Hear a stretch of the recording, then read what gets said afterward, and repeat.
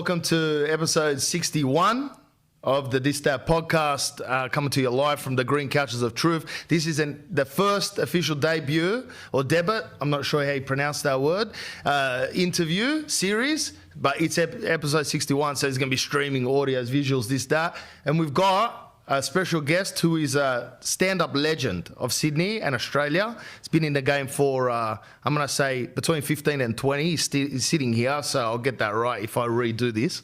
So don't get me on. If you're going to cut that, I'm going to redo it again. So 15, 20 years, obviously immaculation to the nth degree, hair flickering, tan, shredded, which is like you didn't wear many clothes today. Semi-shredded. Semi-shredded, yeah. But quite shredded in comparison. He hasn't got the Eastern Bloc Euro jeans. And he has been a DJ and a radio host overseas on Virgin Radio in Beirut for 6 years. That's right. Yeah. Sold out shows around the whole Australia. ARIA nominee for Best Comedy Show. Comedy release, yeah. Comedy release, which is huge. And very funny, exceptionally funny, man. I went and watched the show to a full packed theatre. Are we going to fucking talk, or are you just going to go through my resume? I've never seen anyone diss a rap like this. If anything, send this to Netflix and you'll get a show straight away from it. So welcoming Anthony Salame. Thank you, man. Salame, but that's all right. Salame. Yeah, it's fine. You know what? The whole week... It doesn't matter. The whole week I'm thinking, should I run with salame, or salame? Yeah, I went in the middle, and I knew I was wrong. That's fine. I thought we were friends. Usually friends know each other's names, but... say my last name. Yeah, nah. It's just Vlad. Yeah, exactly. Rapovich. Nice. I like it. Thanks for having me, man. My pleasure, bro. What are these called? The green couches of truth. Of truth. So, usually the reason... You know when I'm not going to say which culture does it, but you can get like a torture chamber. They'll put you in and they might drip something on your head, like water. And it becomes so tedious and overwhelming that you end up telling everything. It's the truth, right? I like it. These two couches in this double brick oven that we're in now are so hot. I wouldn't mind some water dripping on my head, to be honest. And trust me, your own head's going to release that water soon. It's about 33 degrees outside, about 64 in here. Inside. So what are you going to do? You can't lie in that type of heat. That's torment. I mean, I'm not... Listen, I don't want to come in... Like, this is a dope place. I don't want to shit on your place because I'm your guest. Yeah. But... Like, you got a split system air conditioning. That makes noise, so we can't have it on while we're doing this. Like, at least, like, get some ducted. Get a fan. Yeah, I don't have any fans in here. I mean, not even my producer's a fan. But, yeah, you are right with that split system that was installed 17 years ago by a Greek guy. Spiro Fish, I think his name was, the guy that put it in. Thanks for having me, though, man. It's really good to be here. You're my first guest. I'm honoured. How do we meet, but? Well, first, like, you should have talked. Like, I've been watching your podcast. I'm a fan, you know that. I love your stuff. One fan in here. You should have told me, like you usually shoot from the waist up. I didn't know we were going. Like, I would have wore pants. You know what I mean? Like, still, but if you have a look over there, a little bit shredded. Calves are shredded, so I wouldn't be too ashamed. I'm just pressing them against the couch. They're really skinny, but I'm just like, see if I do that. Like, that looks sick. Look like a cyclist when you do that, bro. Yeah. Are you a cyclist? I'm a cyclist, yeah. Look, don't judge me about that. People judge me about that. I don't really care, but I jump on the bike. Yeah, I ride a lot. I wanted to ask you, like, just before we kick things off, when did the love for Audi start? Like, because Audi is rule number one, right? It's rule number one. How? Where? Why not Range Rover? Okay, look, I like Range Rovers because going all English. And I told you I'm already gay, which is an acronym for going all English. Okay. Not gay like that. I've got a family and 2 kids. I'm not like Oscar Wilde, hiding in the shadows and then coming out later on. No, I'm not going to do that. I'm not wasting anyone's time, especially my missus. But the Audi, the best things in life are by accident, right? This is my philosophy of life, right? When you get in the flow, actually, I used to drive a van around, flick durries out the back of the van onto the sand tray that was at the back. Okay. My life was catastrophe, all right? One day, one of my mates had an Audi. He goes, go and get some durries from the servo. I went in the Audi. As I turn up to the servo with a high vis and like stinking on Jim Beam and Coke, the girl that was serving, she goes to me, she goes, who's this bloke? Who's this bloke? When I got out of there, instantly she thought I was a machine. Yeah. Well, she didn't know that I had like a Hilux back at my mate's house. So when I walked in, I go, all right, just pay for the fuel and the durries. She's like winking at me, pre-misses again. So if you're going to cut this, or if you're watching it, this is before I threw the ring on. PM, pre-misses. PM, pre-misses. Yeah, it's like, yeah, that's why it's like Jesus, AD, this, that. Yeah. Anyway, and then like I was like, why is she like that? So I asked my mate, Tony Mutsky, can I please drive the car on a Saturday? So I went out for a drive, met the missus. Wow. Just by accident. First time driving the Audi. Apart from the Durry servo trip. In the Hilux, flicking Durries into the sandbasket at the back. So then I started adding 1 + 1, and what does that equal? Audi. Exactly. Yeah. So I thought, that's not a coincidence that my whole life has been a catastrophe and I've got a head only a mother could love. So it's more like, why am I getting attractive girls that work at Shell service station looking at me? It's a fly coming around my head. I'm like that guy Mike Pence from that... Mike Pensky.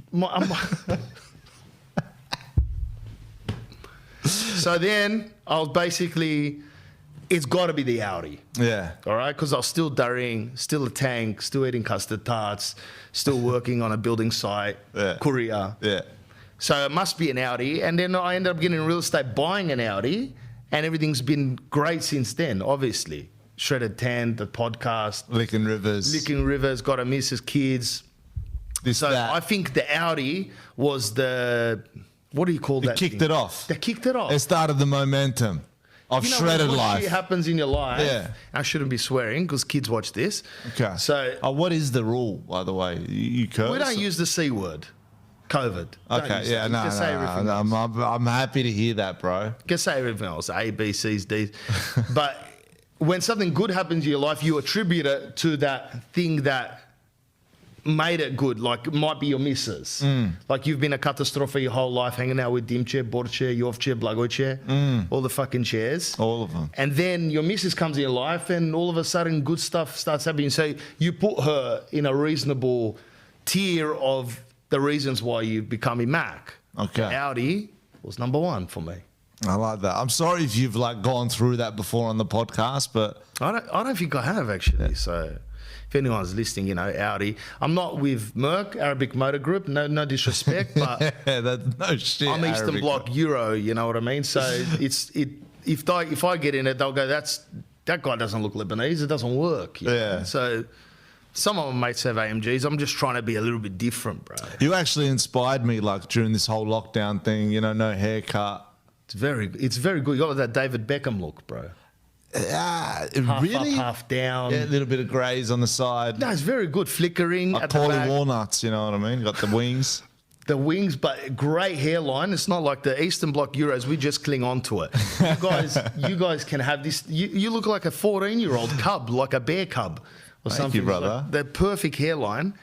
Most of my mates, if you saw them, they'd give up most of their fortune to have a hairline that strong. Well, the hairline actually, it used to be like a lot lower when I was a kid. I think I've become less hairy. Like, and hold on. Lower? You've got half an inch already. Like, what was it connecting there?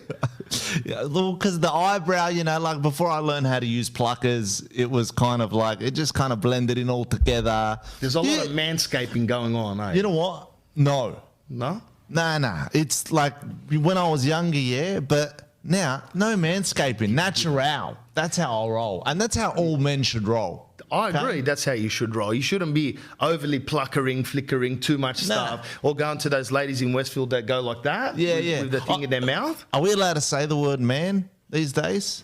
Is that a trigger word now? I told you, in the House of Truth, sorry, the Green, you can say whatever you want as long as it's honest from your heart. Over here on these, you can say man, but look, because you know it's up to you, bro. If you want to take that risk, yeah. Well, so if you're going to cut me out of it, and just go with Anthony on cheers, that one. Man. And he might be. Cheers, bro. Thanks for the beer. I don't want to have a beer too, but another part of the rules is I'm not allowed to drink while I'm on the job. Why is that? Because I've ruined 2 laptops. Drinking alcohol. The last one I ruined it with doing shots of rakia on the podcast, and a couple of years ago, I did it with red wine, writing songs like Def Leppard, which no one's ever heard of anyway. So the missus goes to me, you got to realise that God or whatever is telling you, you can't drink when you're working. Okay. And I'm getting paid now, all these sponsors. Alpha Male Clinic's actually gone, so we're going to cut that out.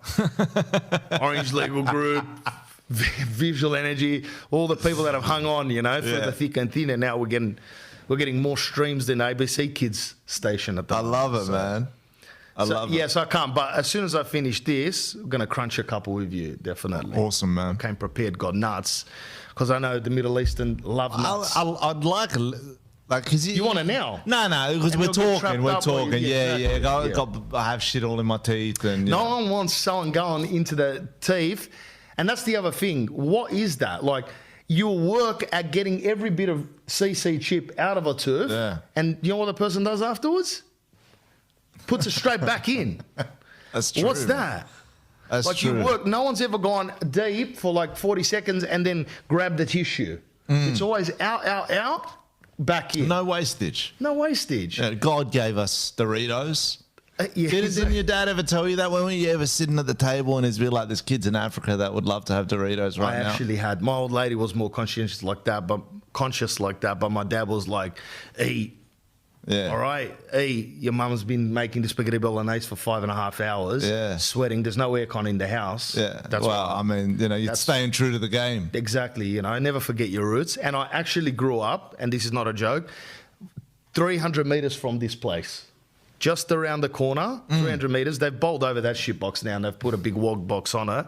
And I can't even remember, but I grew up there.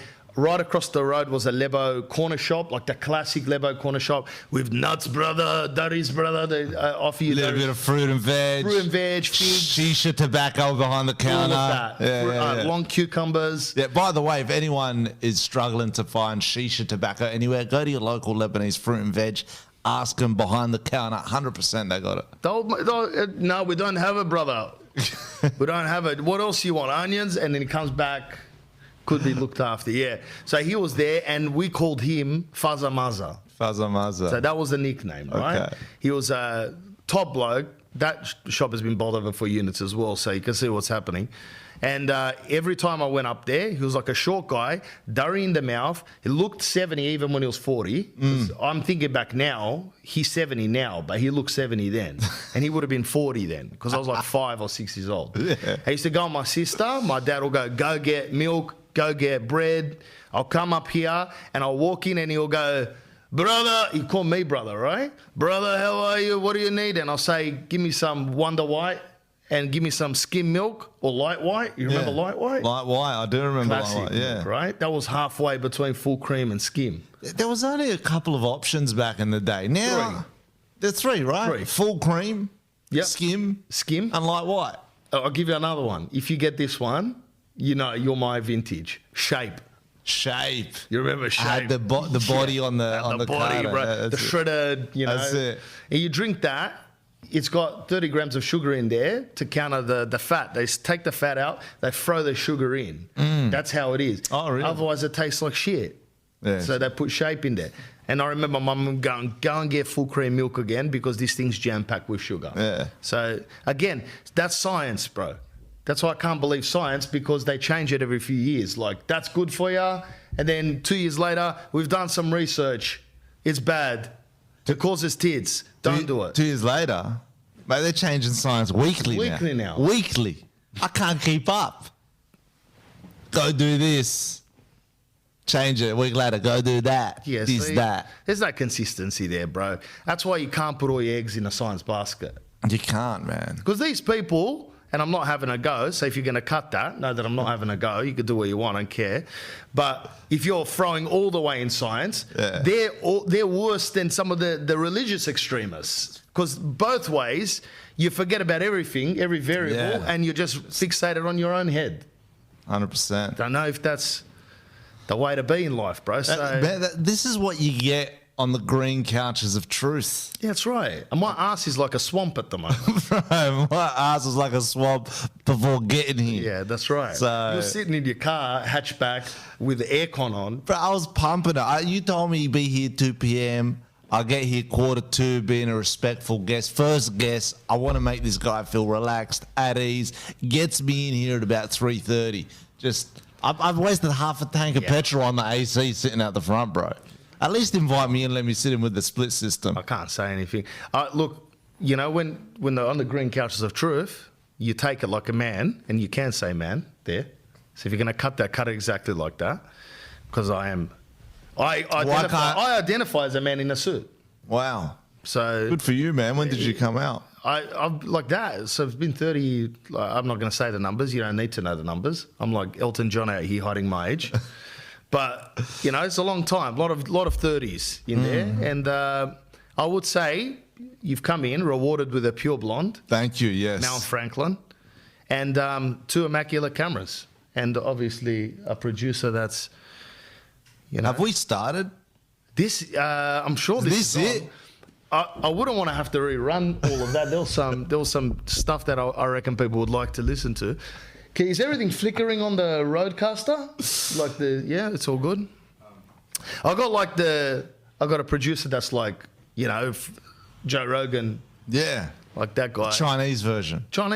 Better, like cheaper and work harder. Way better. You know what I mean? Long lasting, no bickering, and that's not racist either. So we're just speaking pertaining. It's a little bit racist. It's a little bit racist. You know what I mean? All right. But I don't identify as a racist. So isn't a little bit of racism okay? Well, how else are you going to get along, bro? You're going to internalize everything in your head will come off your shoulders. That's what I mean. Like, and in doing comedy for a few years now. That's been my biggest hurdle when it comes to reviewers or critics and by the way, if there's any comics that kind of get upset by critics, who are they? People that could never fucking be comics. Why don't you stay home, bro? Don't come to the show. Yeah. If you're coming to get upset, go and watch a Kate Winslet movie. No shit. That's good, It's man. really hot, bro. It's fucking hot, man. I'm so sorry. You guys that are watching this probably don't realise how hot it is, but if there's a thermometer in here, it'll be hotter than my age. You see, like the hair's like. Sorry, man, I didn't mean. That's unbelievable, bro. It's very hot in here. I'm sweating. Like you got a white shirt, you won't be able to see. Otherwise, you'll just see the creases in the abs. Yeah. So let's pick up what we were talking about now. So fatherhood stories. Yeah. Do you have one childhood belting that stood out from the rest?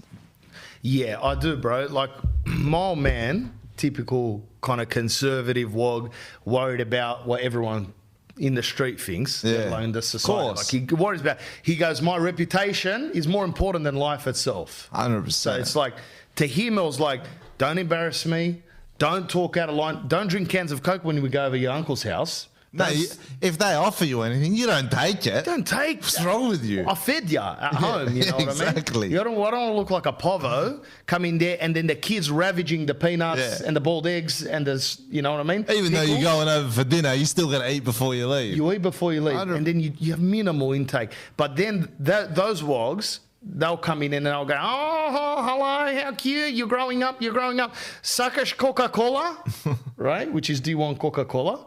And then you're like, the first thing you'll do is like, look at your old man. To get the approval. The old man, he'll look over and he'll go, have one, bro. But the face that he'll look at you, it's like, have one. If your sister cries, if one pot plant gets pushed over, if I hear any breakage of ceramic in the house, mama toke ti go ebam. I'm going to destroy you. Yeah. So it's like there was a long pause, a stare, and I was like, have it, bro. And so you'll crack the can open slowly, and you sit there like, 40 grams of sugar in a 7-year-old body is not good, bro. That's straight crack for a child. Straight crack. But then your foot starts bumping, and then the kids of the house that you went over, they're like, come on, Vlad, let's go, let's play. Man, let me show you my remote control car. Let me show you this, that. Kick the football over the neighbour's house where they've got a Rottweiler, and then I'll jump over while the Rottweiler can't get out, you know what I mean? And let's do this stuff. Yeah. And then, cause trouble, and then the old man gives you the speech on the way home in the car. Oh, good job today. We're going to need a chat when we get home. And my old man was like that. He was relaxed about it. He wasn't like, you're there, I'm going to kill you. He wasn't like that. He was more like, Sniper. we're going to have to chat when we go home, Vlad. I go, what? He goes, I warned you with the Coke. You smashed the glass outside, plus your sister's crying. She came in and dobbed on you. Apparently you pushed her over the fence, like those little brick fences. Yeah. I probably did, right? So then, I remember getting a proper hiding to the point where I had to negotiate my way into sleep. Like, when you negotiate, when you've been belted and your body can't get comfortable, I'm negotiating with the bed, like to get one. I was like, come on, bro.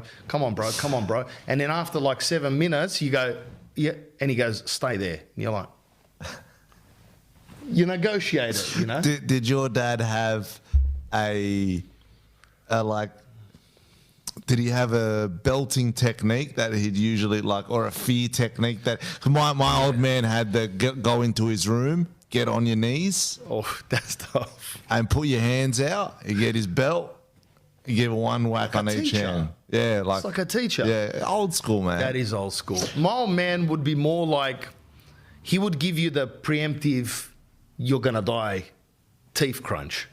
So he would look at me at the dinner table and he would grind the back tooth. You'd hear it. He would just make it. I can't do it. But he'd just grind his tooth. And that was enough for me and my sister to go, can I have the parmesan, please? You know what I mean? And then just eat my meal. And we would know, don't play games with this guy. He's not in the mood. I'd always run to my mum, like, please talk to dad, please talk to dad. She was the middleman, you know what I mean? Good. And would she? Or she would go, no. Yeah, she'd be like, I'll take it easy on him, but he'd belt us anyway. Wow. So she sided with him. Of course. My old lady was like full, stay away from the kids. You know what I mean? So he would have to distract her, do the dishes. I mean, sometimes he'd back off, but he's a persistent guy, my dad. When he's got his mindset on something, he's going. The time that I can remember, the belting that stands out for me, like crystal clear. It was probably 3rd or 4th grade. Now, my dad was one thing: don't lie. That was the number one rule with my dad. Don't lie. The best policy. Don't lie. And you know what?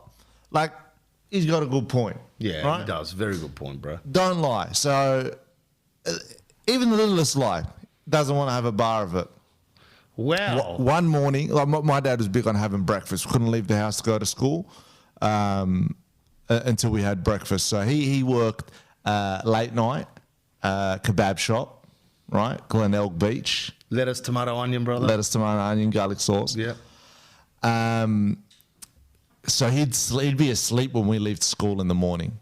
I wake up, I look in the fridge.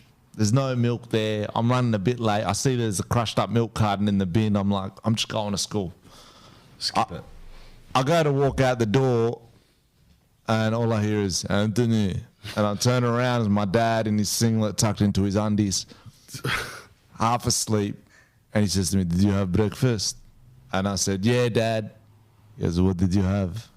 I said, I just had some cereal, He's like, but we don't have any milk. Oh, no. I said, yeah, I just used the last of it. That's a stitch up. I reckon he's thrown the milk in and seen. Well, I said, I just used the last of it and put it in the bin. And he said to me, no, I had that when I got home from work last night. Oh, nah.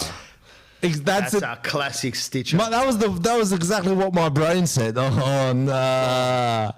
Right, this guy, it wasn't the technical hands out on the knees into the room. He just started us. Now it was probably a couple of nice little couple backhanders, forehanders, but in my head there was kicks. Of course, you know what I mean? It's way worse. Yeah, that's how I remember in that person's body. Yeah, I was begging for mercy. Yeah. You're terrified, bro. And then he's like, go to school, wait until you come home. I'm like, wait until I come home. Part 2. Bro, there's a sequel. Oh, far. All day, I'm at school crying. I'm like, oh my God. And all the kids are saying to me, the teachers are saying to me, what's wrong, Anthony? Why are you crying? Why are you upset? What happened? Yeah. I can't snitch on my dad. Don't snitch on you. Right? I was going to say. Yeah, no way. I ain't snitching on my dad. You can't be homeless at 8 because you get rid of you. Yeah, 100%. So I'm there all day crying, school, come home, 3 o'clock, thinking I'm going to outsmart my dad, run into my room and jump into bed and pretend I'm asleep. Which kid's sleeping at 3 o'clock in the afternoon? Not healthy ones. He walks in, knocks on my door, tells me to get up, get into the room, knees, hands out, 3 slaps on each hand. And you know what? Made me a very, very honest person today. I thank him for it still to this day, man. Shout out to Mr. Salame. Yeah, shout out to Mr. Salame. Shout out to Pierre and parents. I like that name. It's a lovely name. Thank you, man. It's a lovely Parents, discipline your kids, man.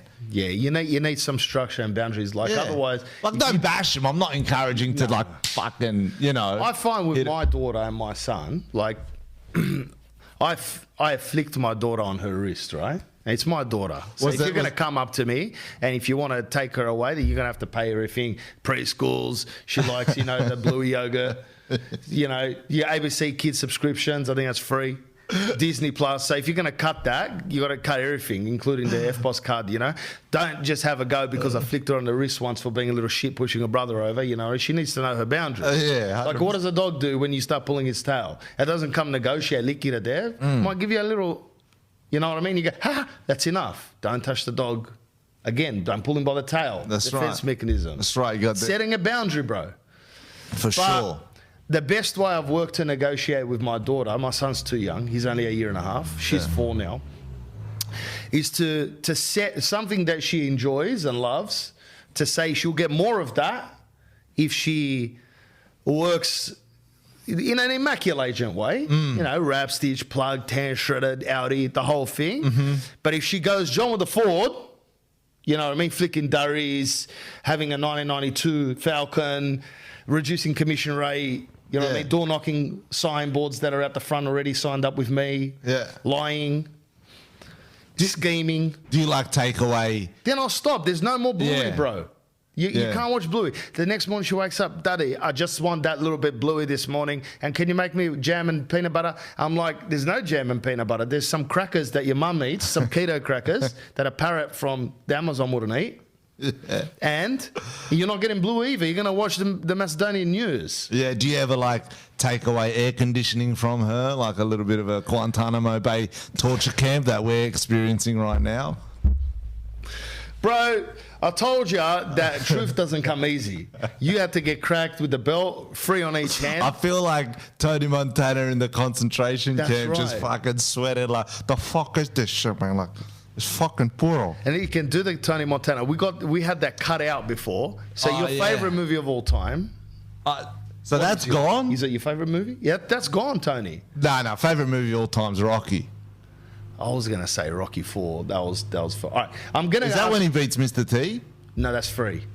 Drago's number 4. Yes, Ivan Drago. If he dies, he dies. Okay, so that's when he kills Apollo Creed, and that's right. Russia goes to Russia. Goes to Russia. Fuck, man. Far out the 80s had mad movies, bro. All right, I'm going to ask you a series of little questions like that. So,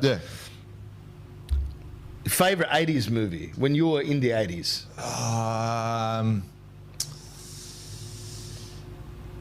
No Retreat, No Surrender was one of them. Big. Van Damme's debut. Yeah, that's big. As the bad guy. He's the bad guy. No Retreat, No Surrender. Yeah, remember he's in the corner of the ring ropes and he's like... Oh, that's a big movie, bro. Yeah, I like that movie as well. No Retreat, No Surrender. And he has Was that before Bloodsport? Young America is a before Bloodsport. That's when the young American kid has visions of Bruce Lee appearing to him. Look at this guy beeping outside. You were doing podcasts, You got any AC, bro? Get out of here. It's Angelo, bro. He's got a Porsche. He parks it across 2 driveways because it's a Porsche. I thought that was your Porsche. Nah, bro. What's rule number 1? I saw the Audi. I know. I saw the Audi. Of course. I just thought Porsche midweek car. Just like a bash around. Yeah, run around Porsche. I've got to stay true to Audi. And if you're listening to this, and which you probably are, all right, throw a car at me, bro. How long do you want me? My car's 2 years old now. That's unacceptable in Sydney. They got heaps of money. They throw a car at me, bro. Who are you sponsoring? Tennis players and people that have won gold medals. Well, boring as people, bro. I actually, oh man, you know what? I actually had a relative that worked for PR at Audi, but that no longer. But like people like they Where do used they to work now? Hyundai? I think like Vogue magazine. But I think interview in Vogue, they used to give it like Matt Moran gets an Audi. He follows me, bro. Jennifer Hawkins. You know, I don't think she follows me. Does Matt Moran follow you? Matt Moran's the guy, the baldy head guy? The bald head guy of the He shed. follows her. Matt, Yeah. if you're listening to this, throw a car at me, bro. $700 a plate. Yeah, is it?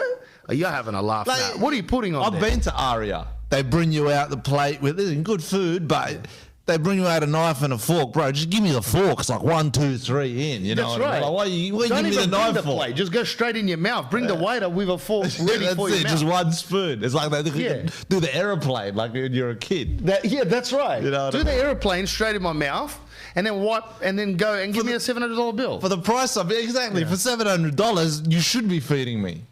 I agree, bro. Wipe, and give, you need for that size portion. Give us 12 meals or 15 meals. You don't just give us 3 meals, and then they're having a laugh, in my opinion. That's why I'm ready to go to the farm, man. Yeah, you You are. know, I'm You're ready to- going I'm from farm to plate, which is 10 meters away. 100%. Get a tomato, walk straight in the kitchen, chop it up. That's it. So yeah, listen, probably No Retreat, No Surrender. That was a big one for me, but there was a bunch of movies like, because Rocky was 70s, but I watched it in the 80s because that's when I was born. We can call that. Okay. The Rocky series. That was all 80s. Rocky, man. I think Yeah. Rocky. Yeah, me and too. something that was from the 80s that made me get into that just made me want to be a stand-up comedian was Eddie Murphy Delirious. Oh, okay.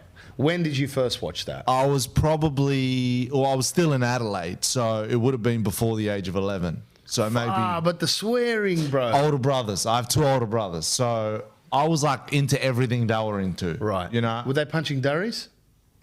later in life. Later in life. But you Actually, didn't my get into- middle brother was probably punching durries in the early But you didn't teens. get into durries. I'm not a big durry dude. Yeah, okay. You know what I mean? Well, that's good. You're lucky. Yeah. So I got into durries, the worst habit I've ever had in my life. Like, I Yeah. don't smoke now, but I remember we'd be chilling around the lake with my friends after school. They'd all be like smoking cigs. smoking. And I never, you know. So which- I was already cool enough, you know. That's what I was going to ask Yeah. you. Which brother was it that was the durry muncher?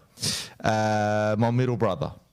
All right, and is he a bit more edgier and like kind of nervy? He's the middle brother, bro. Yeah, he's the middle brother. You know what I mean? Yeah, He's so a he's the middle weightlifter, bodybuilder. Yeah, there's something. You know what I mean? Muncher. Convertibles. Yeah.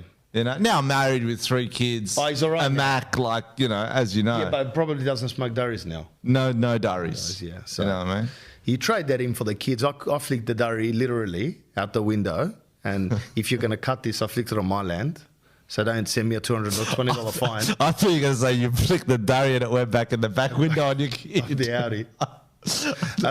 Listen, that's not a joke. When I was traveling with the band once, I flicked the durry out the window, and one of the band members, it was 40 degrees in that place as well. I used to torture my band members as well.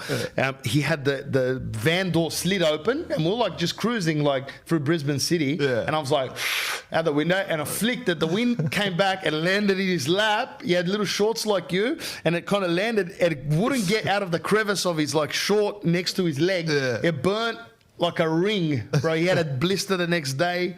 He goes, how the hell did it come back in, bro? I was like, listen, man, I've been flicking durries out the window my whole life. Like, it never lands in the back seat. Yeah. But These aren't short shorts, by the way. It's just the humidity in this room. with and your the leg leather. definition, bro, you can get away with murder, bro. Don't worry about it. Thank you, bro.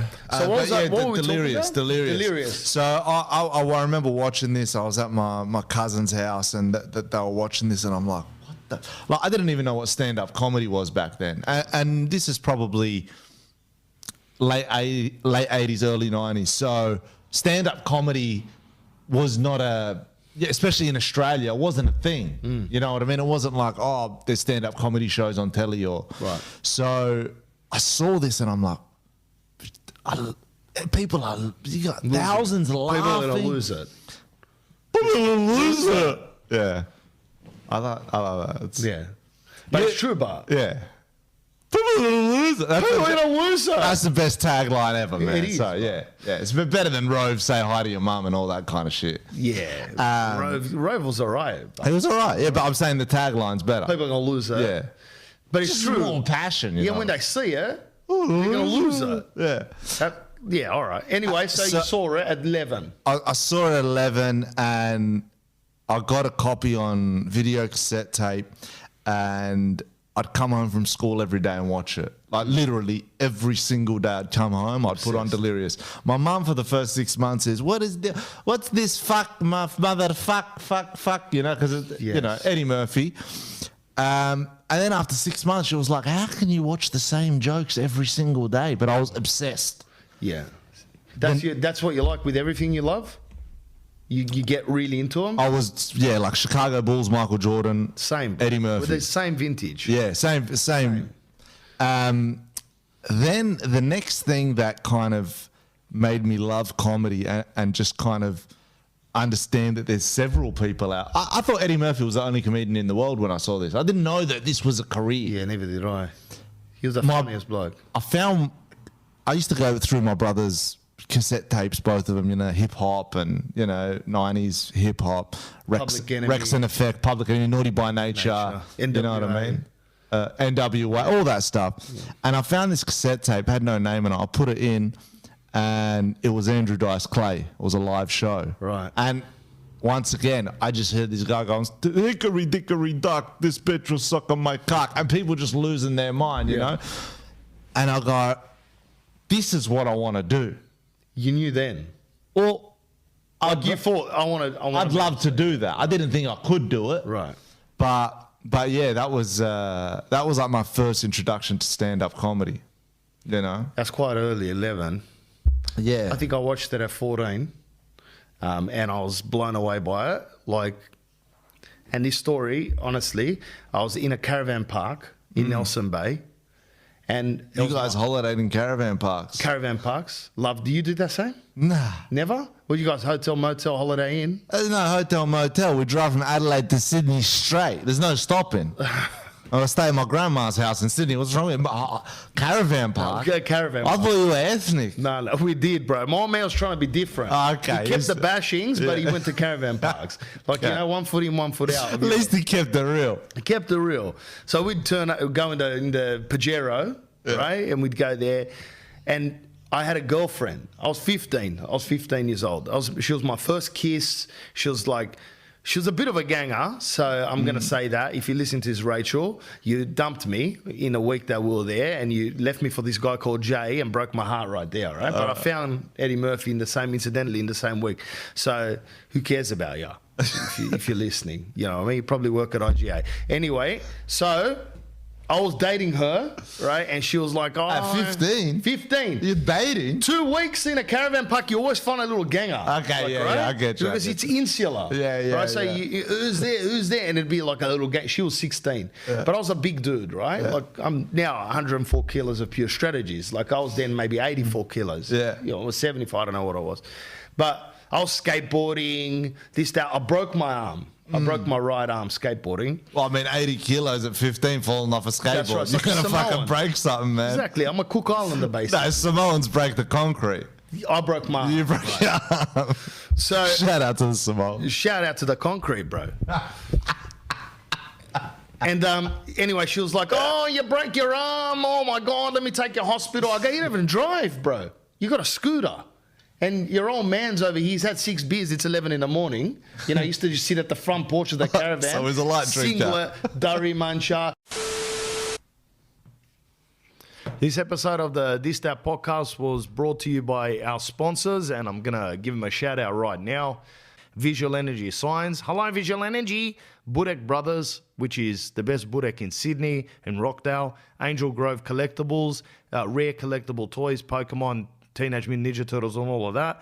Bruce Super Convenience, which is the #1 Aussie snack plug from all around the world, the best snacks, chocolates, confectionery. And Orange Legal Group, which does everything to do with acquiring and selling real estate or your legal conveyancing, mortgages, home loans and accounting. So shout out, support the supporters that support the podcast.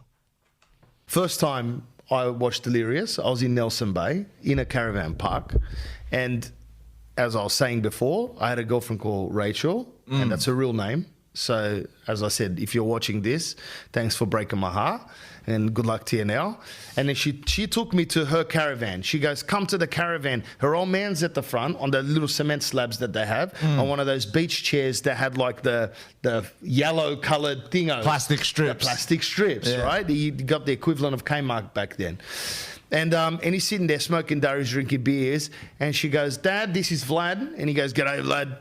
And I was like, all right, you know, what's going on? Why am I coming to I thought your old man was fishing. Yeah. You know, or at a fish and chip shop. Why you bring me back, for positions when he's out on the front? You know, I didn't know how Aussies worked back then. Yeah. You can literally on the mind-blowing. It's mind-blowing. Oh, yeah. Like my old lady is coordinating her hair if she found this girl in the Beirut. She'll walk in, she'll go, who's this bitch? She'll drag her out by the hair. There's no, hi, how are you, Rachel? Is it? Yeah, come and have dinner with us. And there's none of that. Yeah. It's like, who did you bring home? To my house. Who's that? Like, I don't know her parents. I don't know who she is. You know what I mean? First time I introduced a girl to my parents, my current partner at the age of 37. All right, so you know the rules. I know the rules, bro. I'm not bringing girls home. Like, I think I only introduced my girlfriends, 3 of them, and they're all serious after 6 to 12 months. Okay. And I was like, I might marry her, you know what I mean? Yeah.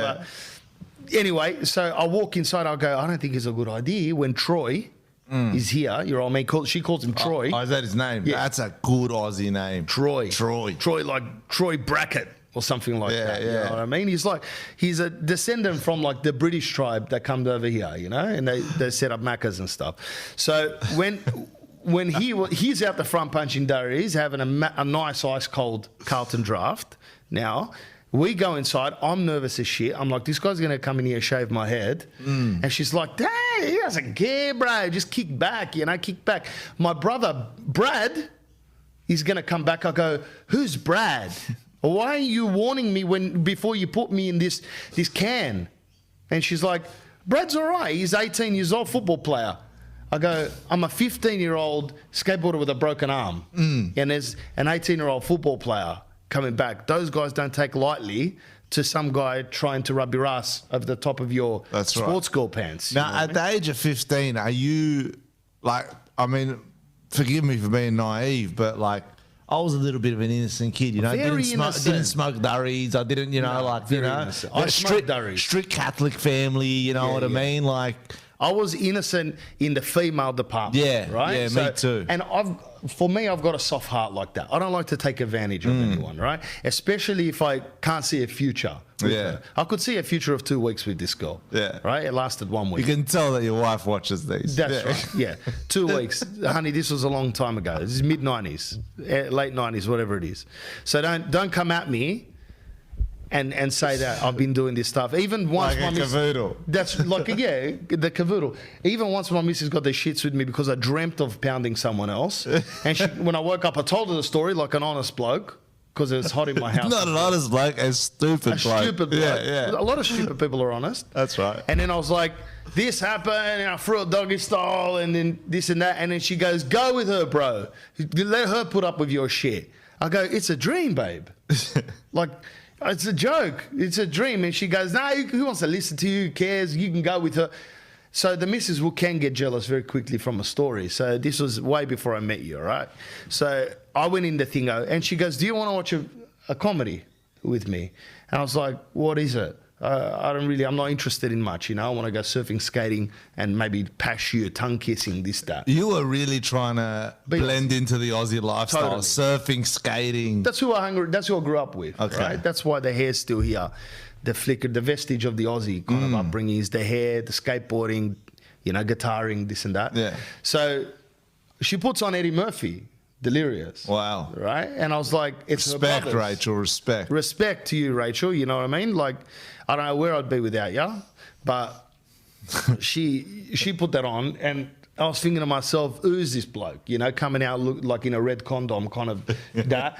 And he put the gloves on, he starts doing his thing. I'm losing my mind. I don't think I've laughed that much ever.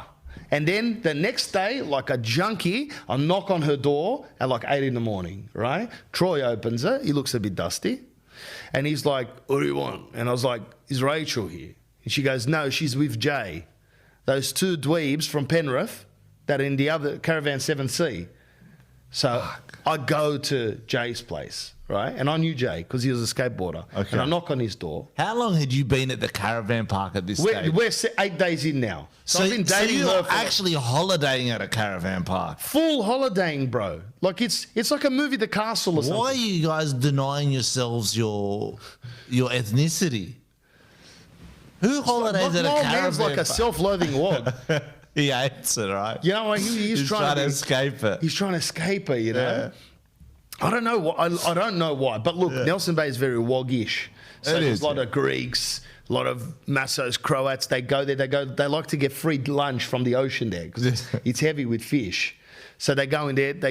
You get 6 days worth of lunch for free. You know, with a couple of prawns for $12 from a local bait shop. Yeah. You can feed your family quite good. It's like Jesus' lake out there. 100%. Bread, fish, this, that. Yeah, shout out, JC. JC, shout out for supplying, the hooks and stuff. So when I went to Jay's house, like I'm pumped, firstly to see my missus, right? She's my missus of 6 days at that point. I walk in, she's laying on her tummy, right? Jay is sitting behind her with her legs on his lap, right? And his fat brother Ryan, who broke the skateboard trying to jump down 2 stairs, he's in there eating a Pop-Tart. They're watching Delirious. So I walk in, I go, what's going on, right? And I'm not very assertive, quite a passive bloke. And she goes, oh, how you going, Vlad? And I go, good, bro. Like, I came to your house. What, you tried the Delirious out of me, now you're bringing it to this bloke? Bitch, bro. You know what I mean? If you're listening to this... I don't never call women bitches. Yeah, I don't like it. If I'm politically But correct. that's a bitch move. That's a bitch move, man. It is. And we're not going to generalize, but Rachel, you're a bitch. All right? If you're listening to this, I harbour no resentment. Fuck you, Rachel. You know? I harbour, even though just the mere thought of you has raised But my you know blood what? pressure. Like, seriously, did that leave you scarred? That's a scarring. That was worse than the bashing from the old man. It's worse. Because she got my heart, Rachel. You got my heart. Okay? I'm out here, 15, vulnerable, this, that. If you're going to cut that, we're going to go little speech to Rachel. Girls, all right? When you find the nice bloke, all right? He might be a little bit out of shape, drinking chocolate moves and having custard tarts after work when he goes to his mum's shop when she's working at Westpac Bank, all right, as a teller. And he might be a bit, but he's got a good heart, right? He's a wog. Don't just throw him around for 5-6 days and then hop on to Jay Smith, bro. You know what I mean? Smith. She's getting full last names with 10, 12 letters and she's hopped on a fiver. I mean, you're only going down. So I walk in there and I go, Rachel, I'm back to rap. Let's go to the sand last night. We were licking this, that. Not genitals. It was just kissing. Okay. Yeah, just tongue kissing. Right? It was my first tongue kiss. It felt like someone put an oyster in my mouth. Yeah. It's weird, right? It's weird, bro. It's like, what are you doing? I'm like, yeah, it was weird. Like, I just wanted to do the normal, like... And it was never like your first kiss with the tongue. It's never like... coordinated. Yeah, it's not like it is in the movies or they don't know what they're doing. No. You know what I mean? They just see that they think let me revert back to Scarface. What the fuck? Looks like a fucking lizard, man. You know when they're on the beach. That's right. Okay. Now I'm gonna have to rewatch that to get. You have to watch Scarface. Yeah, I'm gonna have to rewatch. I'll watch it one day. You know when they're at the beach and he's you know what capitalism is? Get fucked. Is there kissing involved in that scene? When he's like, Women love yes, when and you he licks flaunt the it. pussy. That's right. Yeah. That other guy with the hair, with Manny. the hair. That's right. Yeah. Manolo. Yeah, Manolo. Yeah, that's right. Yeah, I remember that. Like, her sorry, laying man, I me threw down. you off. No, Yeah, I've got it. I'm here catching it.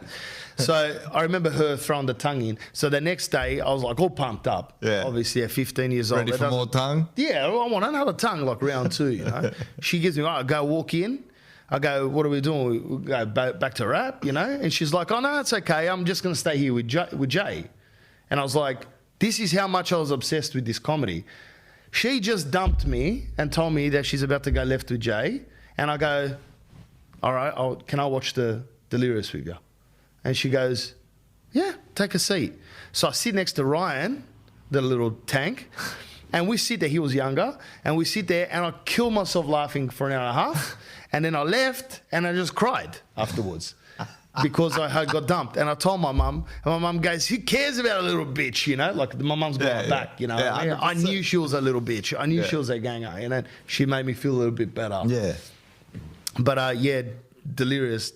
And that's the thing. That's a comedy special that a lot of people have a story about the first time they watch it. There's not many movies or even comedy specials that people can say, hey, this is... It's like when 9/11 happened. That's what it is. It's that good. Yeah, it's that impactful on someone's life, you know? Okay, well, let's say that... Forry, keep an eye on that thing, bro, just in case it flickers off. Let's just say... Who would have done that else since him? Who else has had a... For you, don't worry about the whole world. Like, his one was kind of moving. Yeah. For you, that was like... That was so good, start to end. Give me two. Okay. Pablo Francisco. I've never even heard of this bloke. Pablo Francisco, shout out to Pablito.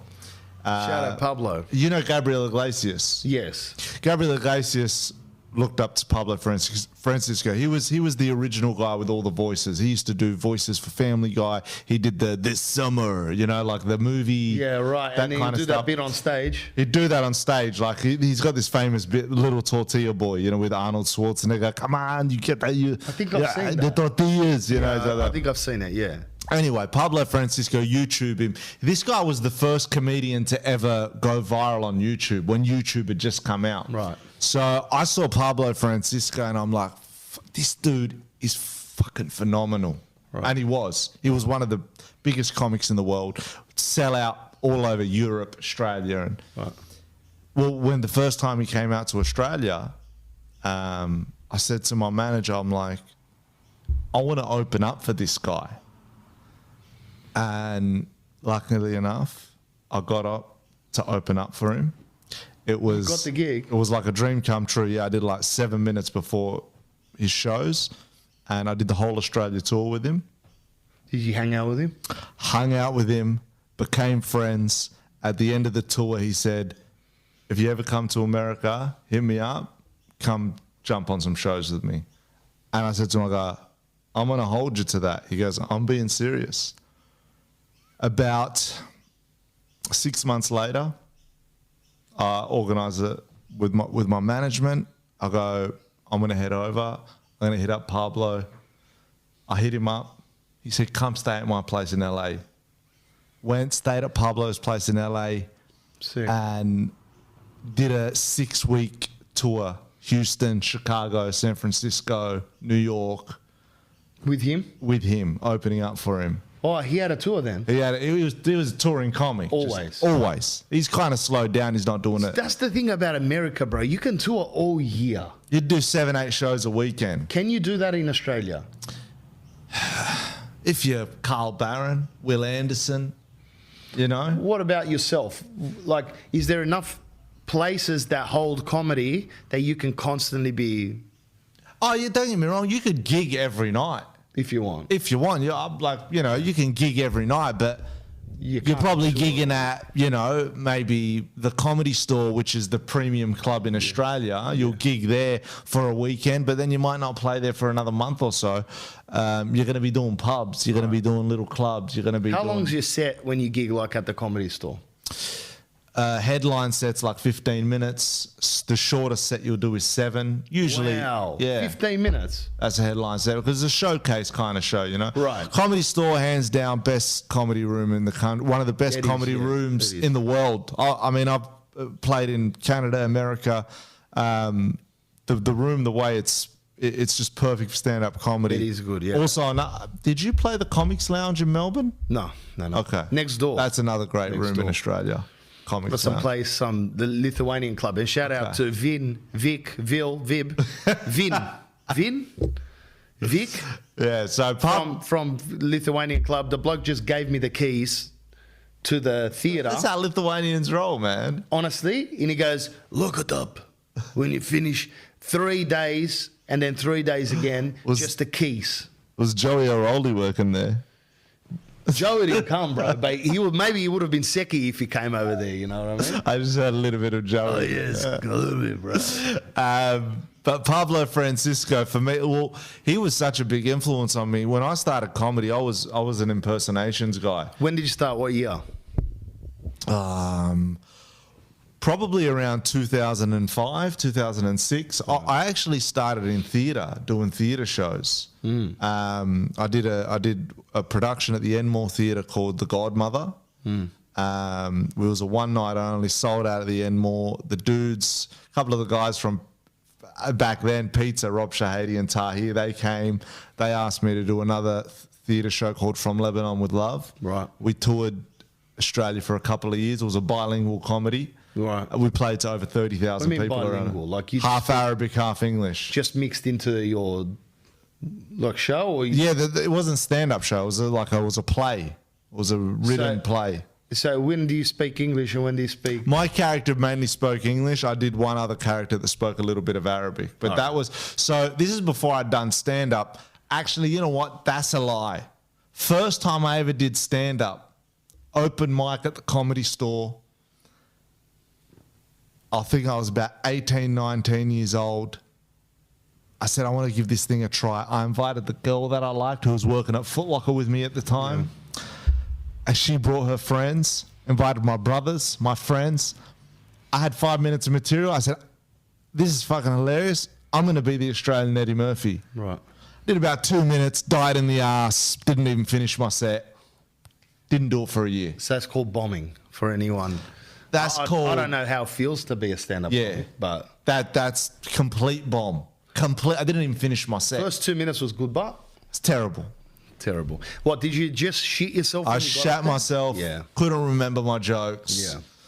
And I go, you know what? Stand-up comedy is not for me. Right.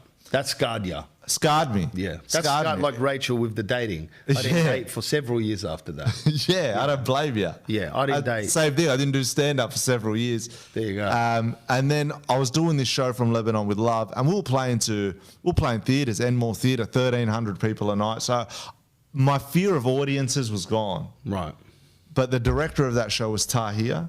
Yeah. And he's a funny bloke. He's a champion guy. Yeah. Great mate.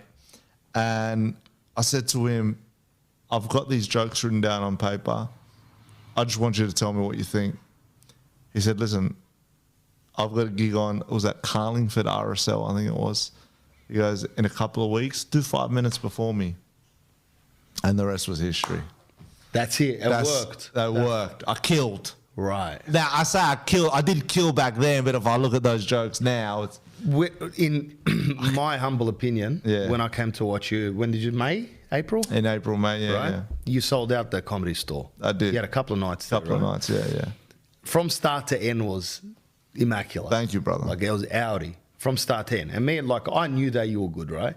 My missus came, because my missus loves stand-up comedy, and she was like, I go, look, Anthony's playing, he's giving me a couple of tickets, let's go. And she goes, oh, she loves the Comedy Store, right? So we went there and we watched them from start to end, but you are comfortable on stage.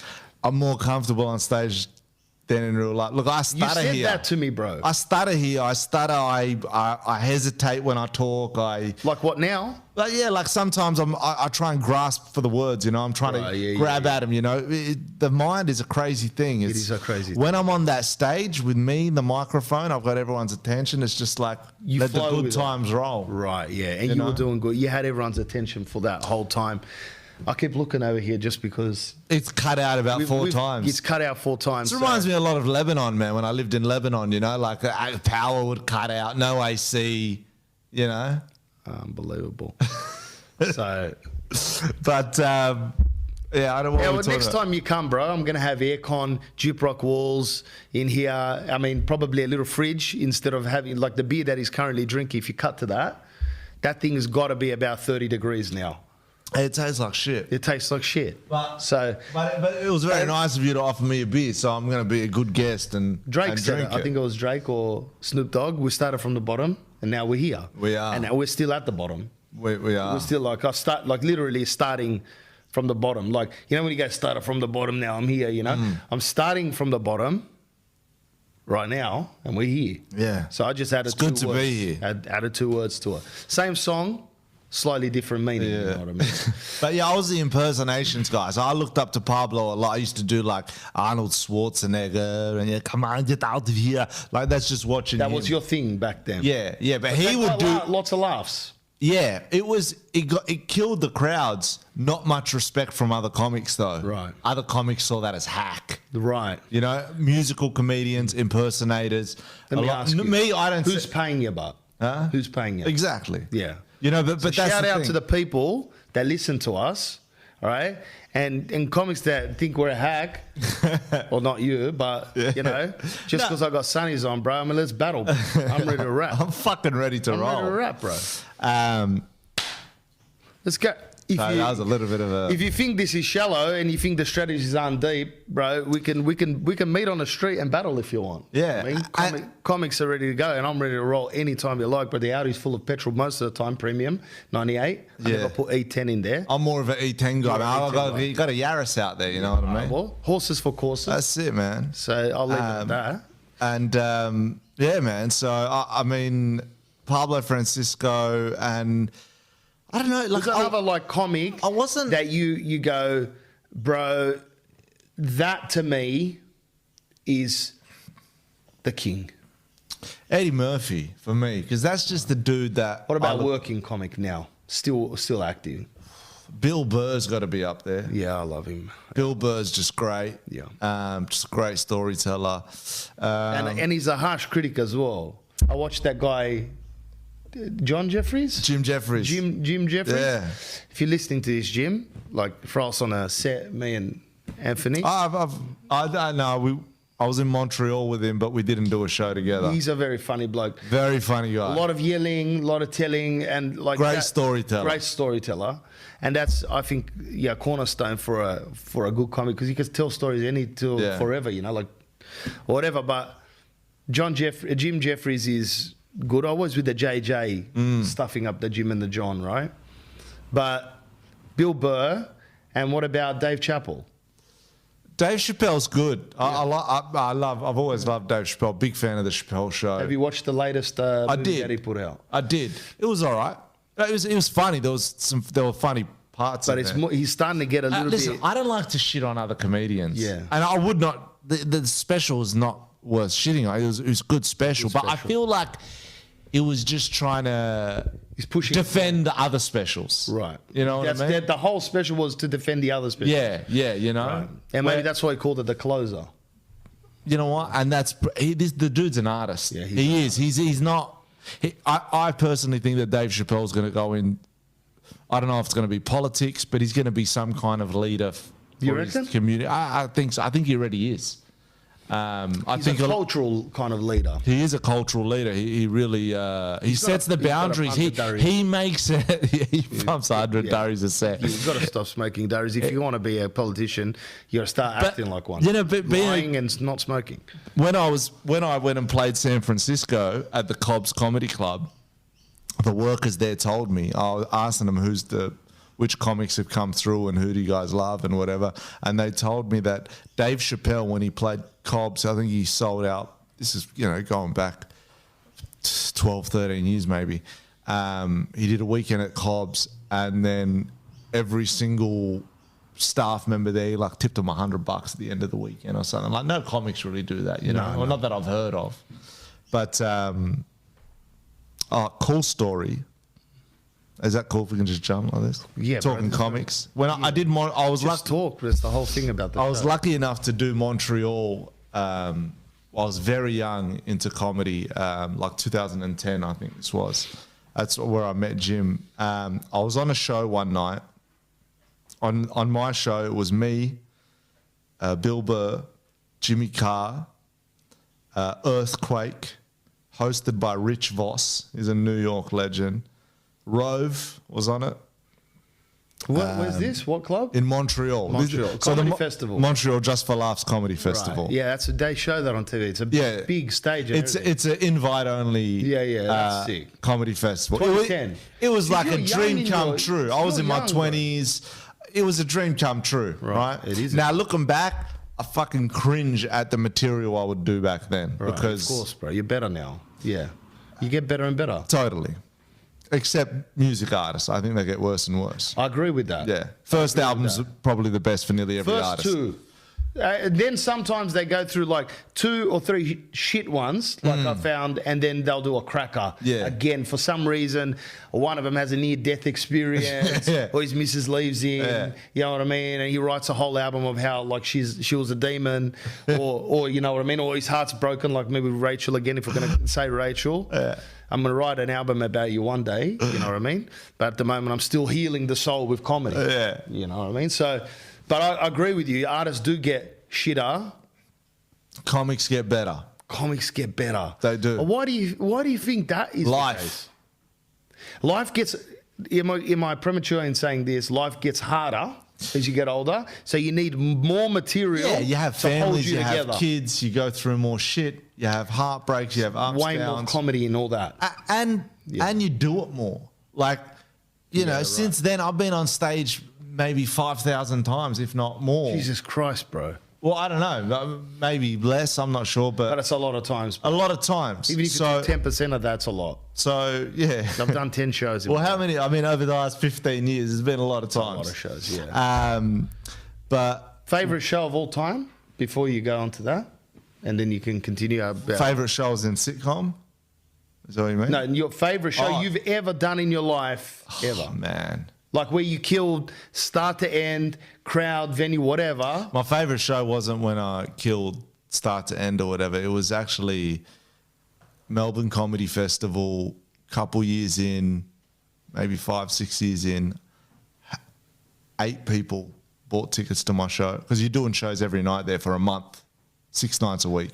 Where? In what venue? I was doing it in Trades Hall in Melbourne. It was kind of like a little room, fit maybe 35, So you do 40 your own individual show. 1 hour show. That's how it works in is that Melbourne. how it works? That's why I never do it ever again. Yeah, I right. did it for a few years. I'll never go back. It's 8 fucking people brutal. bought tickets to your brutal. show. That is brutal. For that night, it was a Tuesday night. It's always the slowest night of the week. Yeah. 8 people bought tickets to my show. I'm like a couple years into the game, and I'm backstage, which was behind a fucking curtain. There was no backstage. Mad green room. And I said, all I got to do is go out there and have fun. Because what am I going to try and perform like I'm doing it to a sold out audience? There's 8 people. right. So I literally went down into the crowd. I sat down on a chair for a bit, got to know everyone's names, and I had fun. And that night changed me as a comic because I realized I wasn't having fun before. I was always worried about the jokes, worried about performing, worried about... And that just taught me I got to have fun, otherwise they're not going to have fun. Yeah, right. And that gig, more than any other, stands out. That was like the catalyst of change there. It was an get you important better. gig, yeah. Yeah, right. Yeah. See, I would have thought you would have said sold out, Melbourne Comedy Festival, a big stage, or Yeah, I mean, they're good, man. They're great. Yeah, that's Although, fun. you know, I mean, every night you get on stage is amazing. I love it, man. So the It's comedy fun. store's open now again. I think tonight or last night was the opening night. John was on the other night, I think Thursday night or whatever. Yeah. What's today? Saturday? Thursday night. And what's that other guy? The Asian guy?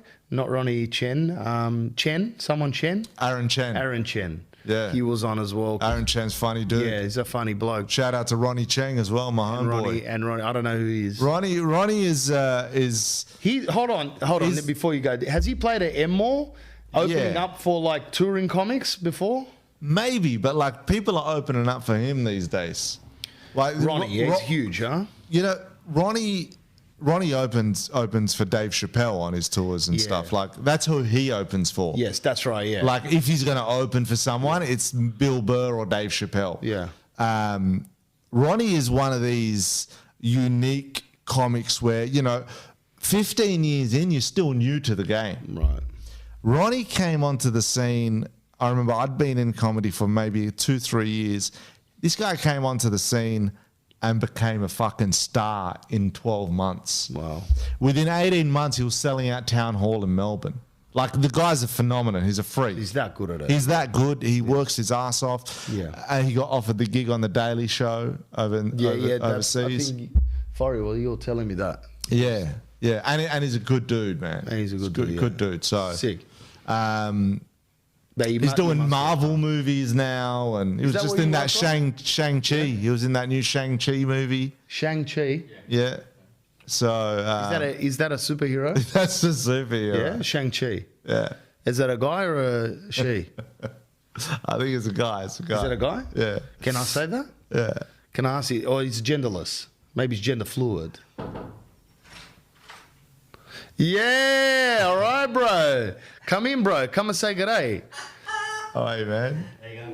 This is my bro Zoran. He's in the. I grew up with Zoc. This is Anthony. Oh, hey, man. And he's Zoc. We're doing a podcast, bro. It's not video. No, it's videoed. Oh shit. No, come have a look, bro. Nice to meet you, man. But we're gonna cut this. Don't worry. Yeah. We're gonna cut this. Like we'll cut it out. Did you want to say hi to the camera? Nah.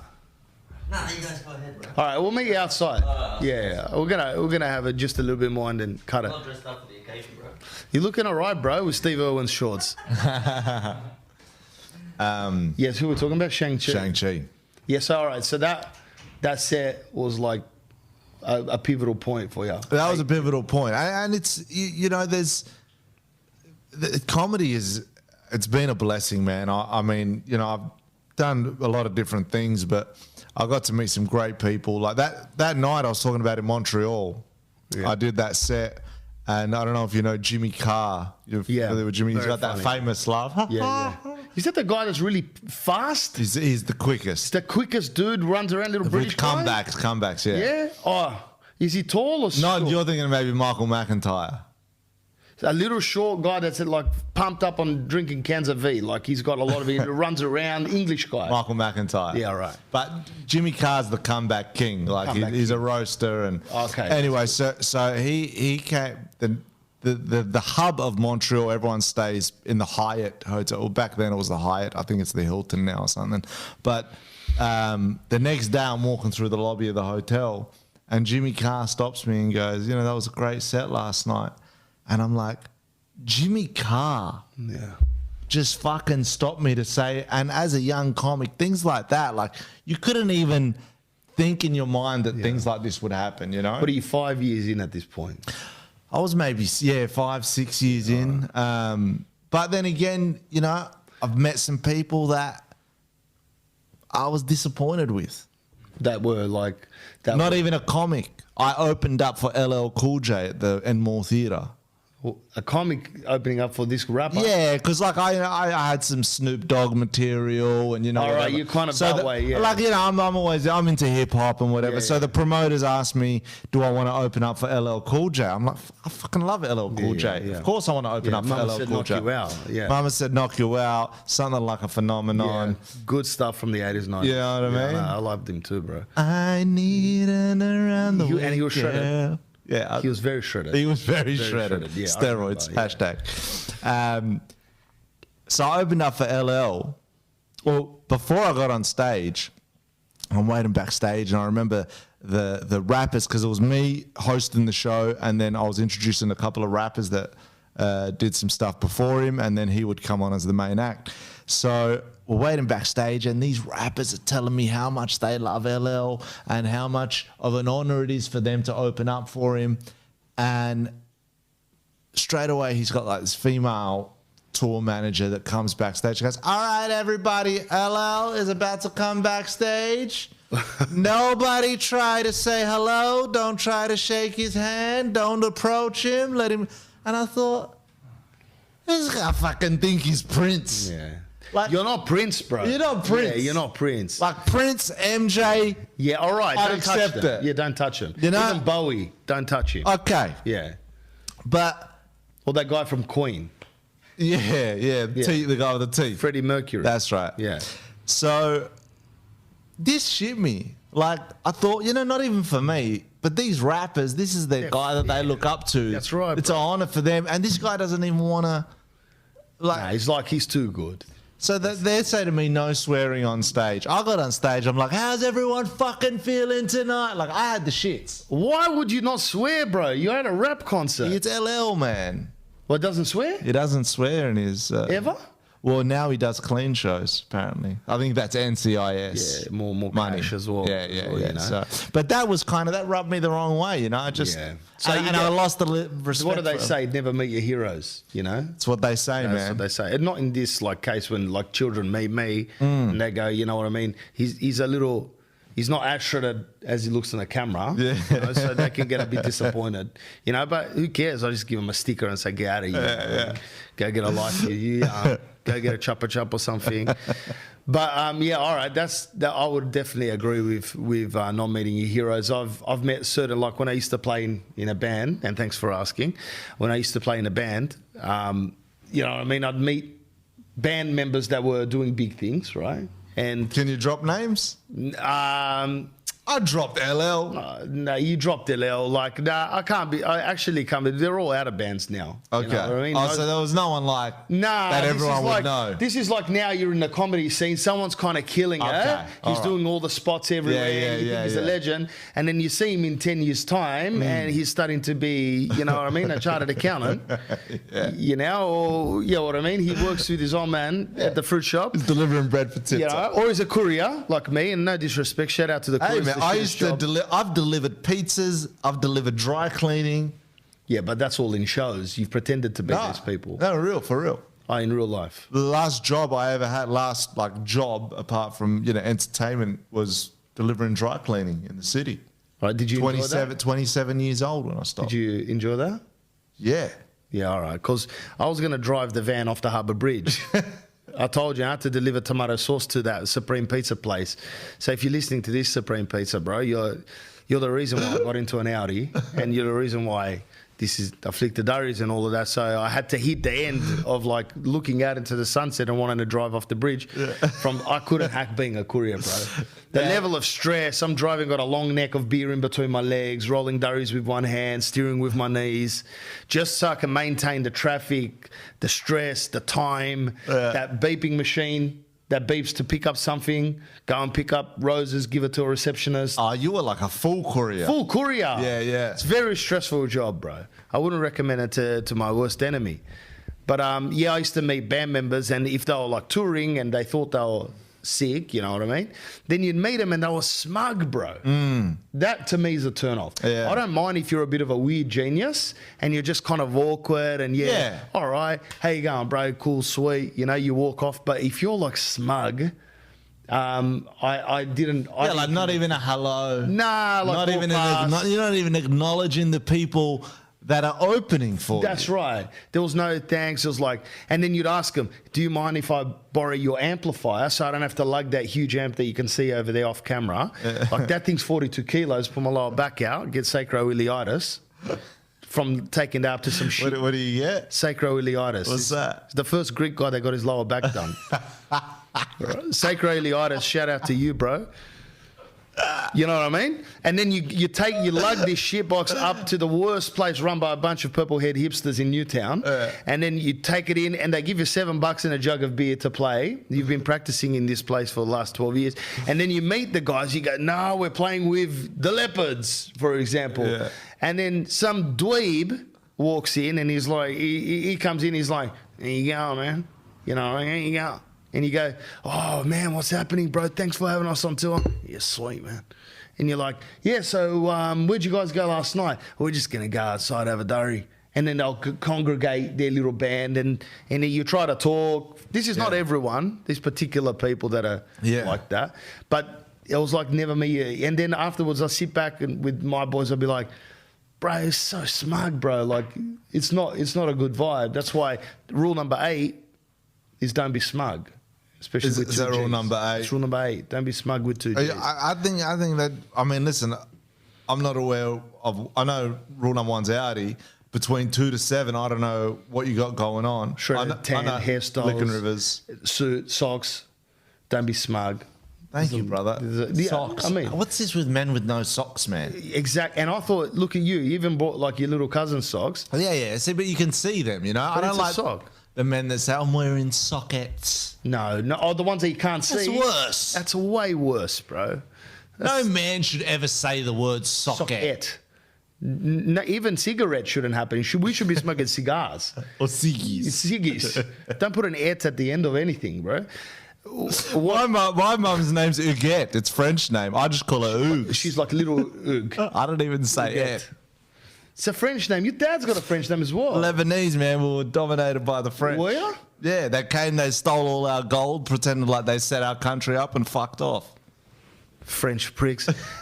Smug. They're smug. They're fucking right? smug. And to be honest, And they come out with this like, what fuck is off, that? man. What is that? Why You are you know? trying to tune everyone that you talk to, bro, at a restaurant? And by the way, I like French food. Oh, yeah. I'm going to give it to them. You ever had snails? Yeah, I've had snails. You in like France them? with the missus, loved it. Because you don't eat snails, you eat a kilo of garlic. That's what I'm saying. Yeah, Like, and first time I ever tried snails at a French restaurant, my friend's like, this is amazing, you know, it's got the garlic and lemon. I'm like, listen, the amount of garlic and lemon, you could put this much garlic and lemon on a piece of shit and you'd be like, this is amazing. I will eat a piece of shit with that Yeah. much sauteed garlic Yeah. on top, yeah.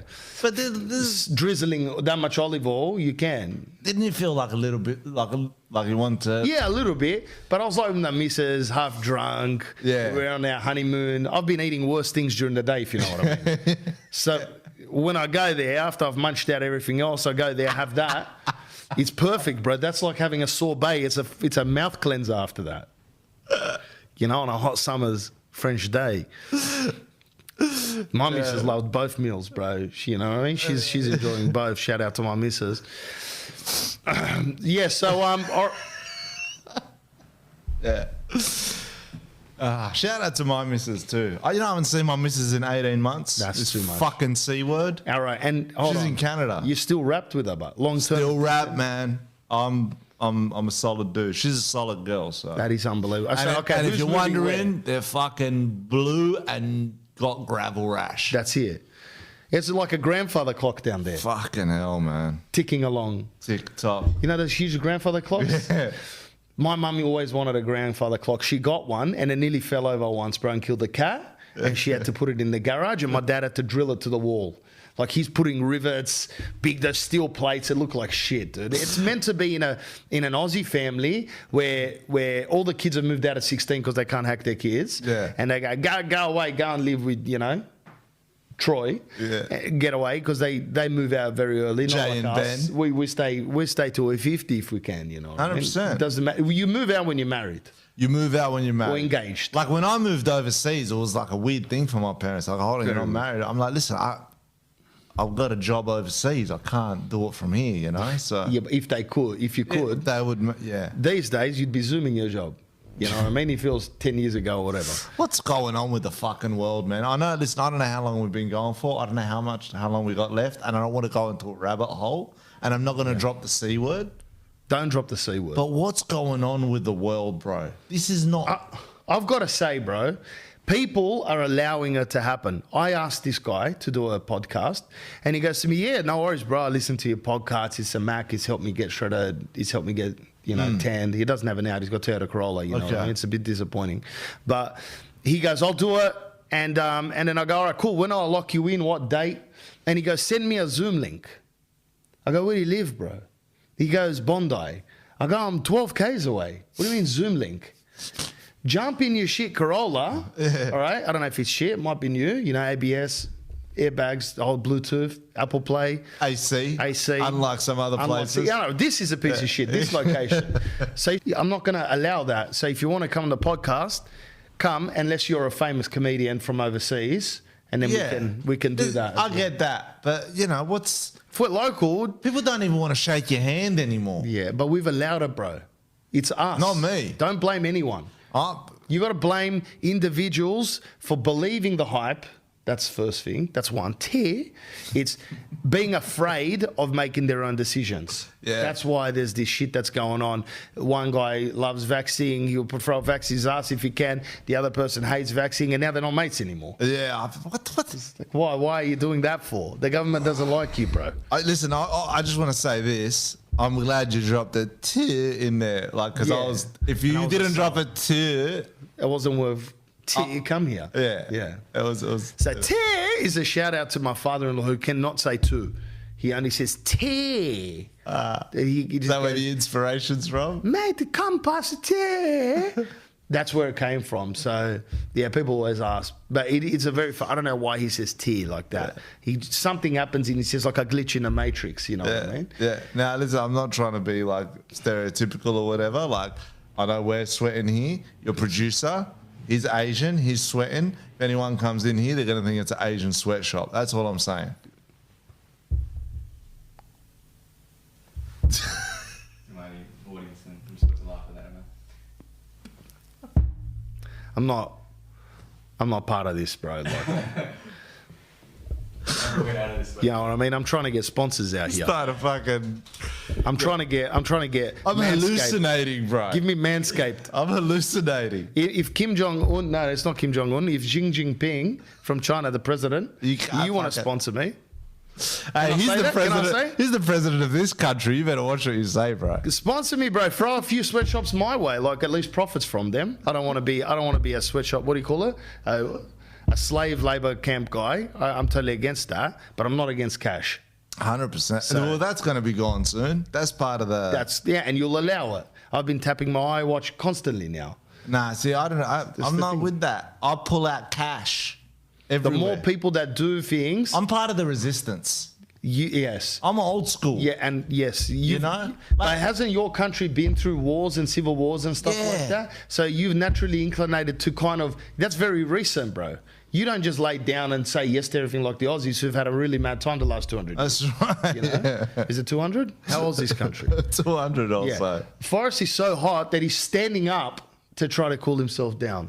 Shout out to Forrest, man. Shout out to Forry for being the debut Podcast producer of the year. bro. They still get paid in sweatshops.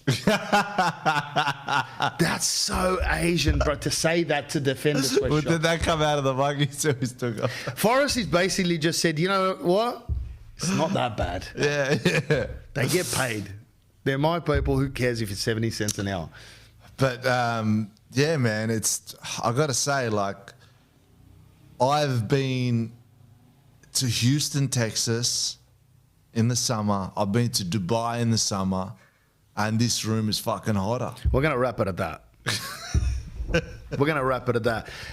Everybody, thanks for tuning in. That was a great chat. I don't know how much we actually got because it kept on chopping in and out. So, some of the funniest shit was like cut out. You tell me. Some of the funny that's shit. Gone. This is not going to be the last time that Anthony Salame comes to this studio, and it's going to have aircon. It'll probably be nicer, better couches, and couches not made out of dead cows.